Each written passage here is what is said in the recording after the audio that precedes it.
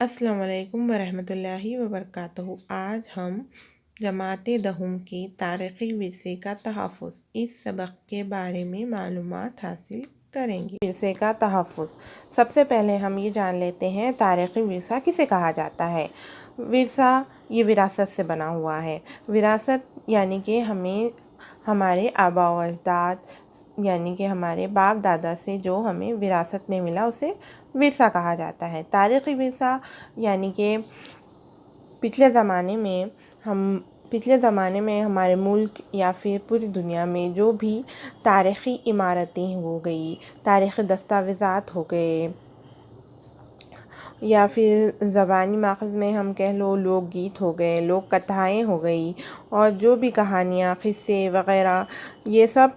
क्या हो गए, तारीख़ी विरसा हो गया। अब इनका तहफ़्फ़ुज़ यानी कि इनकी हिफाजत हम किस तरह से करेंगे, इनकी हिफाजत करने के लिए हमें क्या इक़दामात उठाने चाहिए, और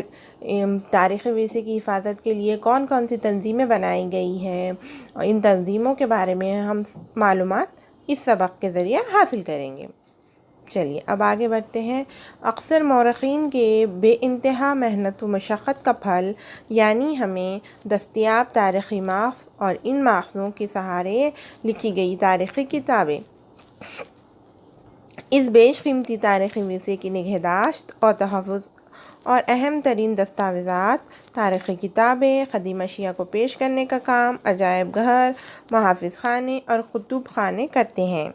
यानी कि मौरख़ीन की बेइंतहा मेहनत व मशक्क़त से हमें तारीख़ी मार्क्स दस्तयाब हुए हैं, जिनमें इनकी देखभाल और इनका तहफ़्फ़ुज़ यानी कि हिफाजत करने के लिए बहुत सारी महाफ़िज़ खाने और कुतुब खाने यानी कि लाइब्रेरी, अजायब घर यानी कि म्यूज़ियम वग़ैरह बनाए जाते हैं। अवाम तक दुरुस्त मालूमात पहुँचाने के लिए इनकी जानिब से तहक़ीक़ी रसाइल और दीगर मतबूआत शाये की जाती हैं। यानी कि अब जो कुछ हमें मौरख़ीन यानी कि जो इस हिस्ट्री में यानी कि तारीख़ में रिसर्च करते हैं, उनके ज़रिए हमें जो भी मालूमात हासिल हुई उनको अवाम तक पहुँचाना, और वो भी दुरुस्त मालूमात अवाम तक पहुँचाने के लिए इनके रिसर्च जिन दस्तावेज़ात क़दीम अशिया वग़ैरह की नुमाइश नहीं की जा सकती है लेकिन तारीख़ी नुक़्ते नज़र से अहम हैं, इन्हें महाफ़िज़ खानों में महफूज कर दिया जाता है। कुतुब खाने किताबों का तहफ़्फ़ुज़ और इंतज़ाम करते हैं। यानी कि अब जो दस्तावेज़ात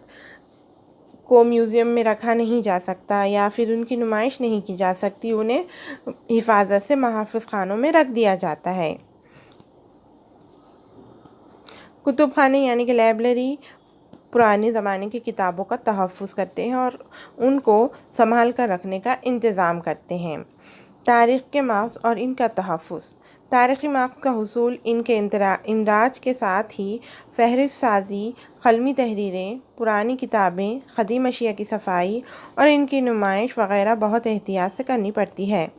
इन कामों के लिए तरबियत ज़रूरी होती है। सही तरबियत के हुसूल के बाद ही इन सब कामों को अंजाम दिया जा सकता है।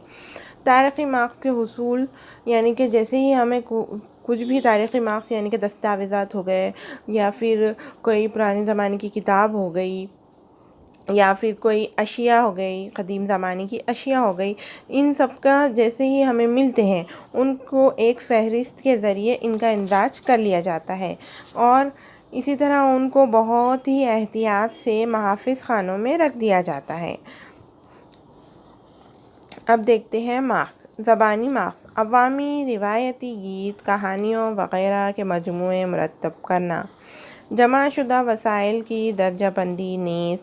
तज्ज़िया करना और मौज़ू के मुताबिक तरतीब देना। अवामी रिवायती गीत यानी कि पुराने ज़माने से जो गीत चलते आ रहे हैं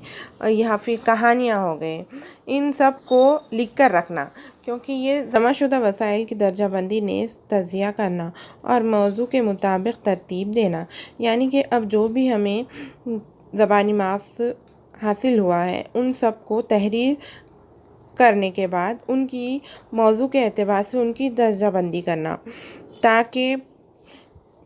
تاکہ ہمیں پتہ چلے کہ کس موضوع پر کون سا گیت یا پھر کون سی کہانی ہے۔ ان سب کو الگ الگ تحریر کرنا اور ترتیب دینا۔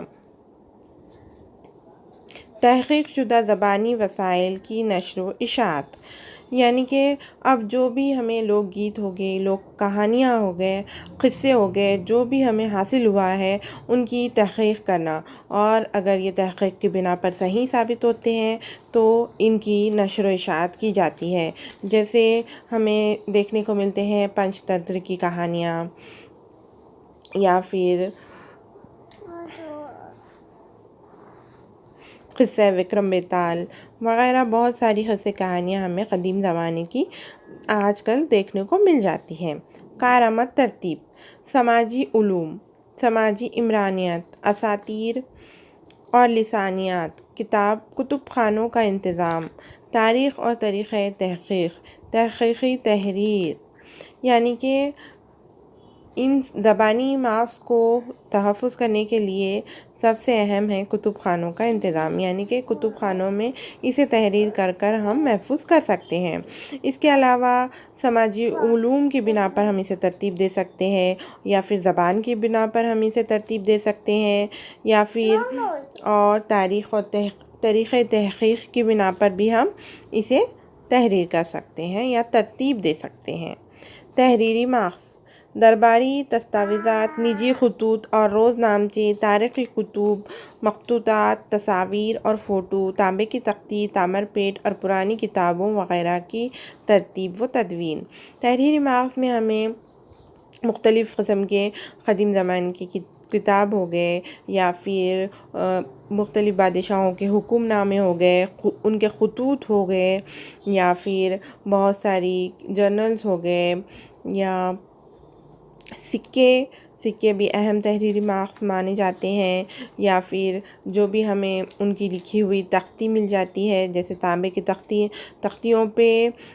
پرانے زمانے کے بادشاہ لوگ ان کا حکم نامہ لکھا کرتے تھے تاکہ وہ صدیوں تک چلا آئے۔ دستاویزات کے تحفظ کے لیے ضروری صفائی اور کیمیائی عمل انجام دینا۔ اب جیسے کہ تحریری ماخذ ہے، تحریر جو وقت کے ساتھ مٹتی چلی جاتی ہے، انہیں محفوظ کرنے کے لیے ان پر ضروری صفائی اور کیمیائی عمل کیا جاتا ہے۔ اس عمل کو بہت ہی دھیان سے اور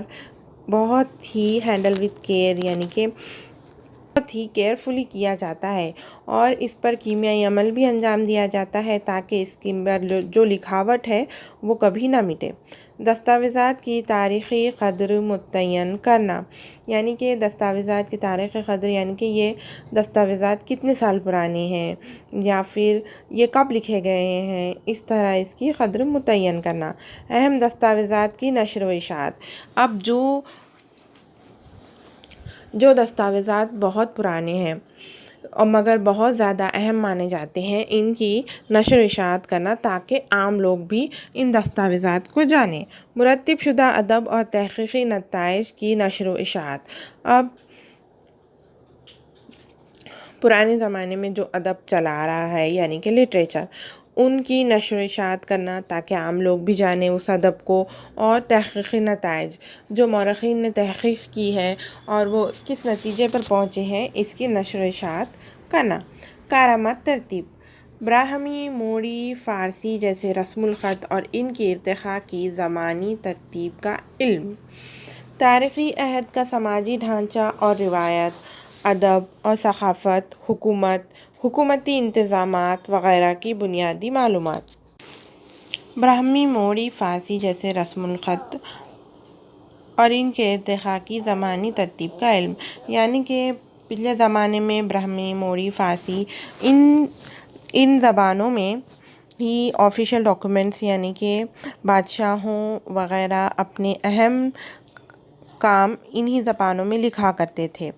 جس کی وجہ سے ان زبانوں کا علم ہونا بہت زیادہ ضروری ہے۔ تاریخی عہد کا سماجی ڈھانچہ اور روایت، ادب اور ثقافت، حکومتی انتظامات وغیرہ کی بنیادی معلومات، یعنی کہ جس بھی عہد، یعنی جس بھی دور کا ہم تحقیق کر رہے ہیں اس دور کے بارے میں ہمیں تفصیلاً معلومات ہونی چاہیے، جیسے کہ وہاں کا سماجی ڈھانچہ کس طرح کا تھا، اس دور میں کس طرح کا ادب ثقافت چل رہی ہوگی، وہاں کی حکومت کس طرح کی تھی، اور حکومتی انتظامات کے بارے میں تفصیلاً معلومات حاصل کرنا ضروری ہے۔ مختلف طرز مصوری یعنی کہ پینٹنگز، طرز سنگ تراشی یعنی کہ جو مورتیاں وغیرہ بنائی جاتی ہیں، اور ان کے ارتقاء کی زمانی ترتیب کا علم، یعنی کہ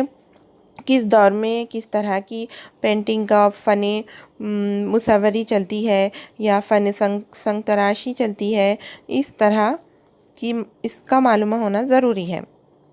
کاغذات کی قسمیں، روشنائی اور رنگوں کا علم۔ اب تحریری مارکس میں کس زمانے میں کس طرح کا کاغذ استعمال کیا جاتا ہے، اور کس طرح کی قلم کے لیے کس طرح کے رنگوں کا استعمال کیا جاتا ہے، کون سا رنگ کس سے بنا ہوا ہے وغیرہ، سب کا علم حاصل ہونا ضروری ہے۔ کندہ تحریر کے لیے استعمال کیے گئے پتھروں اور دھاتوں کے متعلق معلومات۔ اب یہاں پر کس تاریخی عہد میں کس طرح کے پتھروں کا استعمال کیا گیا ہوگا، یا پھر مختلف دھاتوں پر مختلف طریقے سے لکھائی کی جاتی تھی، ان سب باتوں کا معلوم ہونا ضروری ہے۔ دستاویزات کی صفائی اور تحفظ کی خاطر درکار کیمیائی عمل کے لیے ضروری آلات اور کیمیائی مرکبات کی معلومات۔ اب دستاویزات کی صفائی کرنا بہت ہی مشکل ہے، اسی لیے ان کون سے دستاویزات پر کس طرح کا کیمیائی عمل کرنا ہے، ان کی صفائی کس طرح سے کرنی ہے تاکہ ان پر لکھی ہوئی تحریر نہ مٹ سکے، اس سب کی معلومات ہونا ضروری ہے۔ عجائب گھر میں نمائش کا انتظام اور اطلاعاتی تکنیک۔ تحقیقی مقالہ نگاری یعنی کہ عجائب گھر یعنی کہ میوزیم میں کون سے دستاویزات کی نمائش کرنی ہے اور کس طرح سے کون سی تکنیک کا استعمال کرنا ہے وغیرہ۔ تحقیقی مقالہ نگاری یعنی کہ ان سب پر ریسرچ کر آپ جو بھی جرنل یا میگزین شائع کریں گے، ان سب کا اس میں نچوڑ ہونا چاہیے۔